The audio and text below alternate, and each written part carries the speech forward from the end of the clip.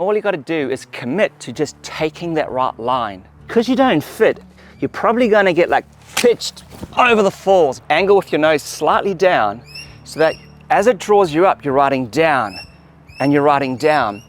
Woo! So we've got a whole bunch of real quick barrel riding tips to help you improve your barrel game.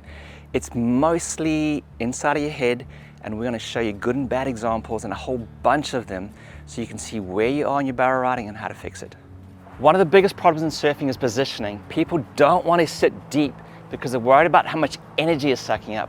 So they're paddling on the shoulder and then they really try to stall and slow down against this mountain of water that's sucking up, and they always miss the barrel. When you're paddling into a wave, water has to draw up and you've got to feel this big lift in order for it to barrel. The more lift, the safer and wider the barrel is. So when you're paddling in, you're looking for the part of the wave where it lifts. Most people feel the lift and they pull back, thinking they're in the wrong spot, but you're in the perfect spot to get barreled. When you're paddling into a wave that's about to barrel, so many people are focused on the risks. It's too steep, it's too powerful, it's too fast. When all you got to do is commit to just taking that right line. With barrel riding, the wave has to suck up and the top of the wave is thrown down really fast. So by going down that way, you're probably not going to have a lot of time. Your board might not fit, it's super steep and it's scary as hell. But by looking across, the drop doesn't look so steep. Your board's going to fit into that line and you're going to get more time. So when you paddle into that wave, don't worry about the drop. It's going to end you. Look at your line and commit to the line. That way you'll make the barrel. Oh, I see this so many times. People take off and they bend their backs and they stick their ass into the lip and their head on the face and they wobble through barrels. What you want to do is just keep your head closer to the wave face, all right? So you can almost feel where the barrel is. You're going to be stable because you're leaning on the wave face and the wave's going to support you. And that way you can pick a real nice clean line. You can't see where you're going if your head's at 90 degrees. It's really awkward to navigate the barrel. Keep your head straight, close to the wave, you're gold. When the wave breaks here, don't be there. Okay, a lot of people pull into barrels and they want to be at the bottom of the barrel where the lip's breaking on their head. It's the worst place to be. The safest place to be in the barrel is having your head closer over here, away from that.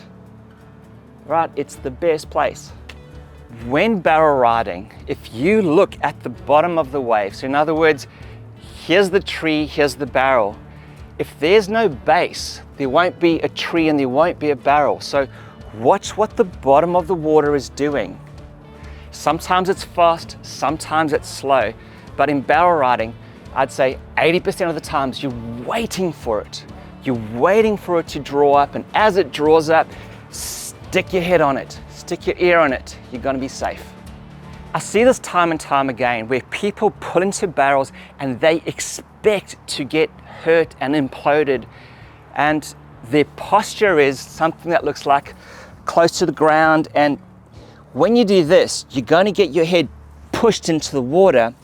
Your rail's buoyant, it's going to bounce back at you and you're probably going to hurt yourself. The safest way to pull into a barrel is by having your head closer to the wave, having your hands up. If the board bounces, it hits your hand, and if you need to, you could dive through the back of the wave and get out of it, as opposed to having your head pushed into the sandbank or the reef. Keeping your head up, super important in your barrel riding. When you're inside of the barrel, we have water drawing up and we got water throwing down, so this is happening. If you can keep your head over your hips and you're nice and straight, you're going to be able to navigate that well. But if you bend your head over and you're sticking your butt out, you're already wobbling, the water's sucking, your head's going, so there's a lot of this. And the more your head's moving, the less control you have. The quieter you are in the barrel and the better your posture is and the more still your head is, the easier it is to navigate barrel riding. So when you barrel ride, there's an immense amount of suck up and then the wave throws down. So the amount of acceleration that you're going to get is huge. So if you don't anticipate that, you're going to go, whoa, down to the bottom of the wave, and probably the lip's going to land down to the place you don't want to be. You need to understand how much speed you're going to get. So you want to get on that front foot and you want to knife your board and keep your head as close to that wave as possible to be able to control the acceleration, get a good line into it, and see where you want to go. So when people start barrel riding, they think, if I go for the little ones and figure out how to do it, I can then take that skill into bigger waves and I'll feel more comfortable. Here's the problem with your thinking. So number one, I don't fit. It's really, really awkward. And then the second problem is because you don't fit, you're probably gonna get like pitched over the falls. Now, what happens over here? You're gonna hit the sand and you're gonna hit the reef, and that is gonna cause trauma for later barrel riding. So the bigger waves, they break in deeper water. So by pulling into a wave where you can fit, you've got room to move to make adjustments. That's super important. Knowing that it's deeper, because the wave is bigger, there's less of a chance of you hitting the bottom, which makes bigger barrel riding safer than those small ones that will dump you on the sand and injure you. So many times, and I see this time and time again, people take off on the shoulder and they don't read the wave, so they think it's going to barrel and they're in perfect posture, but in the wrong place. Whereas when they're over here and they think they're too deep, if you go for it and pull in and you do the drive-through barrel, you're in the perfect place. So often people's technique is good, but their positioning's wrong. When you think you're in the wrong place, you're probably in the right place. And when you think you're in the right place, you're probably in the wrong place. Not every wave's a perfect barrel. It's not all like Kira where it's just perfectly running down the point. Sometimes it's a lump of energy, and sometimes you have to kind of go down and around it and set up in the barrel, because what you're not comprehending is that that swell is going to hit shallow reef or sand, slow down, and the top's going to pitch. Sometimes we have to navigate deep water, shallow water, and get the timing right, because the bottom isn't always perfect and that wave isn't always going to be perfect. The key is to read how the wave hits the bottom of the reef or the sand, and to position yourself where it's going to throw over. When you're paddling into the wave, by understanding how the water's sucking up, some waves may not have a lot of draw, so the lip's going to be weak and it might pinch. If that's the case, you need to go down and around to a part where it's drawing up cleanly, and then you pull in and you get the nice barrel. I see so many people catching the best wave of their life, and you can't read the intention that they want to get barreled. So they catch the best wave and they're really, really freaked out, and their posture doesn't suggest what they want.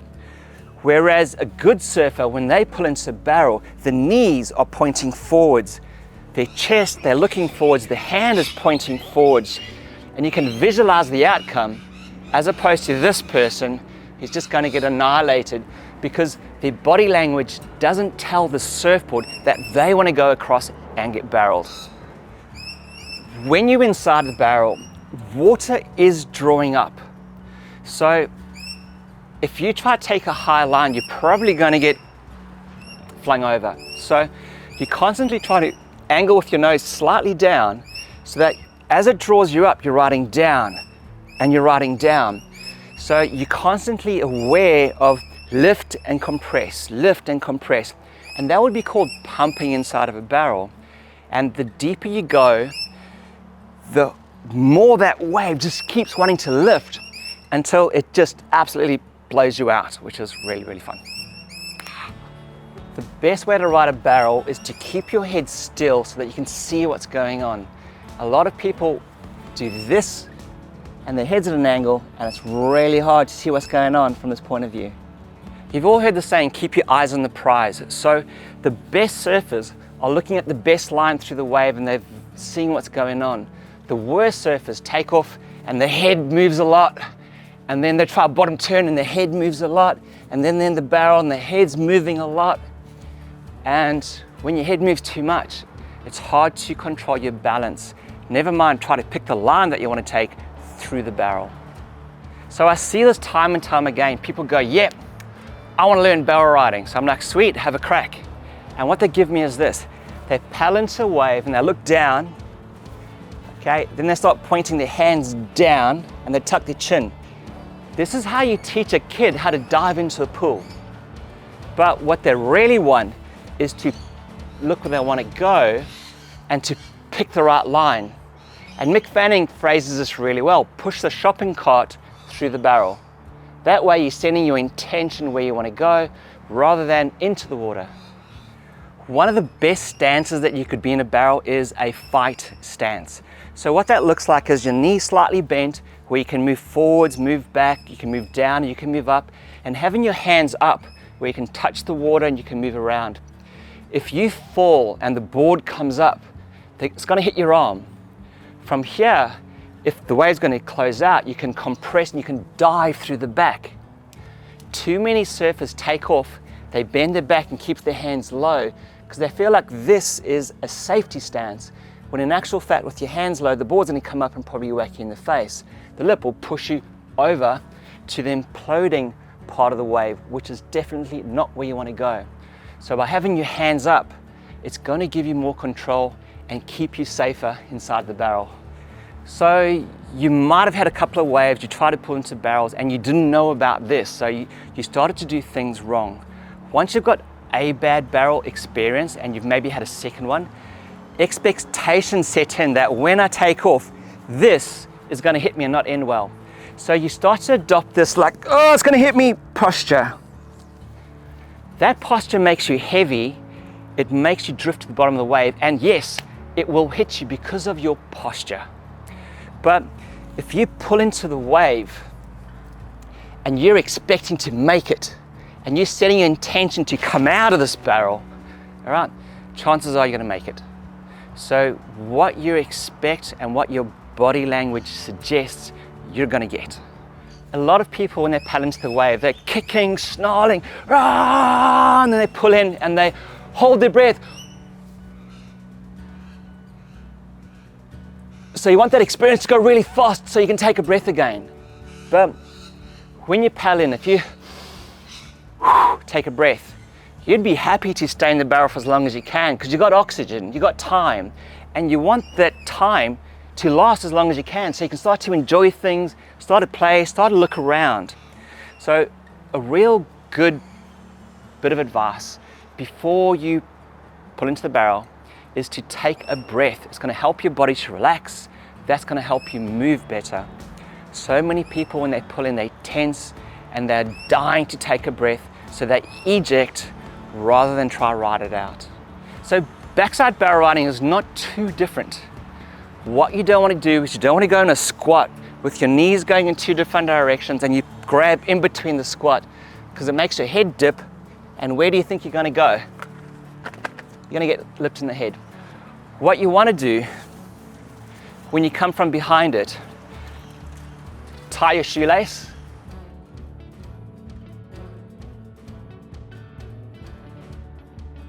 stick your ear on it, right, and try get a nice line. Keep your back nice and straight and your head level. Lean on the wave.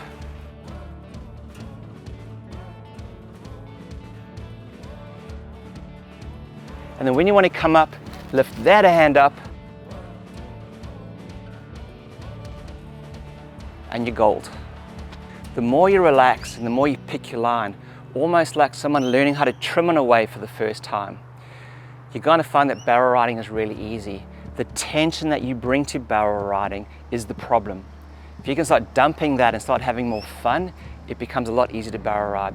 So if you found that this helps, please comment below on some more videos that you'd like us to do, because we have a blast doing this kind of crazy stuff.